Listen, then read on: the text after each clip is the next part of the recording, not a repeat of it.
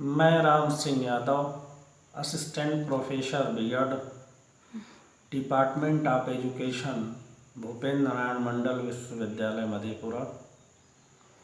छात्रों, आज हम लोग कोर्स 2 पाठ्यक्रम के अंतर्गत समसामयिक भारत और शिक्षा विषय के अंतर्गत यूनिट 5 में हम लोग पढ़ेंगे आश्रम पद्धति विद्यालय।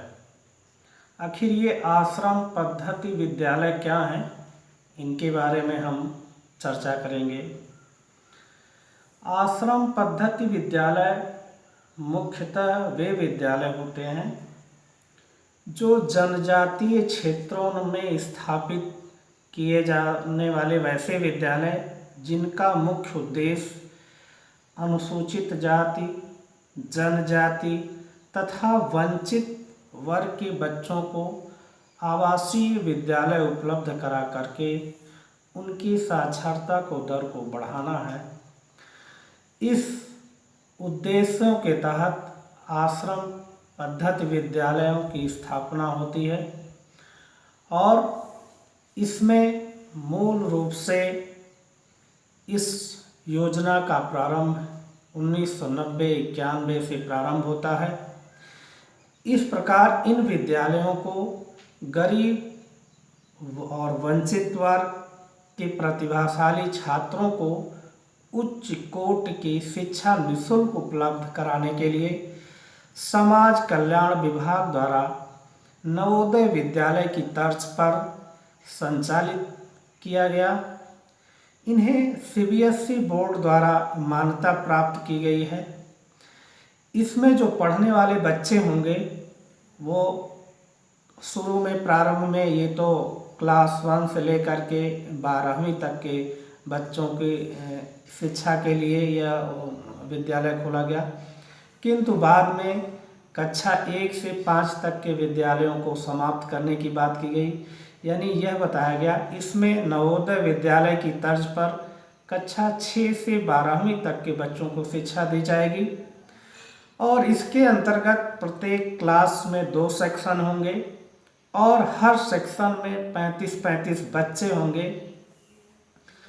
नवोदय विद्यालयों की तर्ज पर संचालित होने वाले इन विद्यालयों में जो प्रवेश की प्रक्रिया होगी वो नवोदय विद्यालय की तरह परिषदीय विद्यालयों के बच्चों की प्रवेश परीक्षा होगी और इसके अंतर्गत पूरे प्रदेश में एक परीक्षा एक साथ आयोजित होगी जिनके प्रश्न पत्र एक होंगे और यह पूरी तरह से पारदर्शी और राजकीय आश्रम पद्धति विद्यालयों का जो ये पैटर्न होगा वो नवोदय विद्यालय की तरह होगा।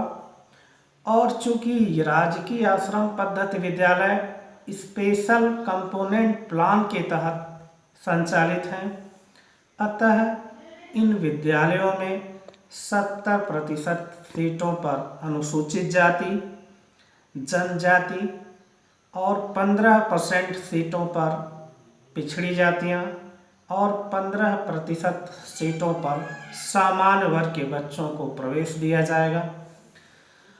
और इसके अंतर्गत जो छात्रों को रहने के लिए आवास और भोजन की व्यवस्था भी होगी जो पूरी तरह से निःशुल्क होगी।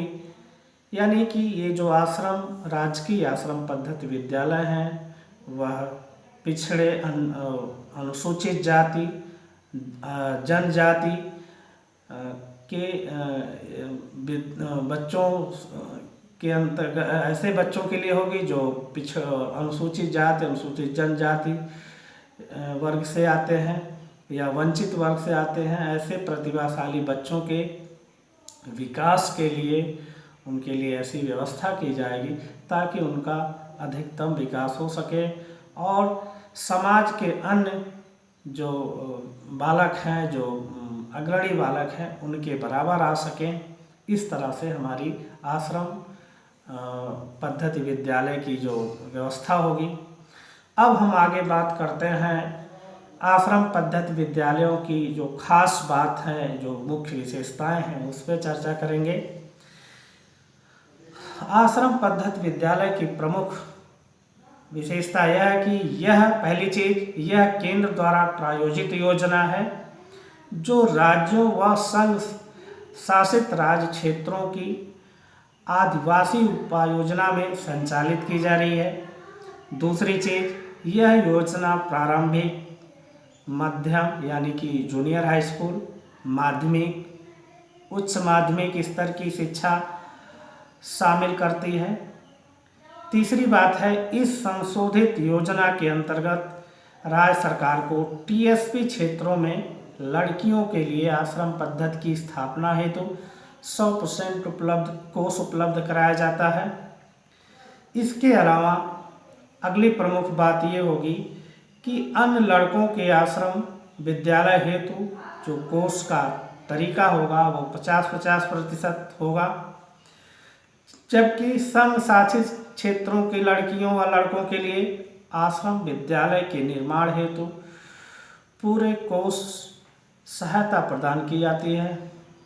इस प्रकार से हमें देखते हैं, अगली प्रमुख विशेषता ये है कि केंद्रीय सहायता जारी होने के 2 साल के भीतर ही आश्रम विद्यालय पूरा करना होता है।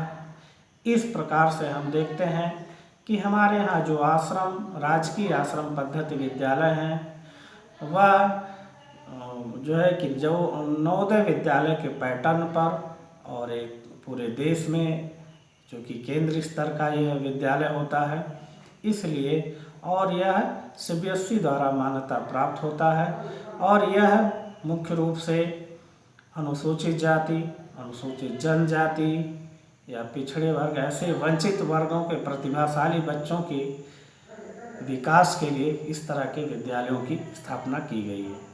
ठीक हो।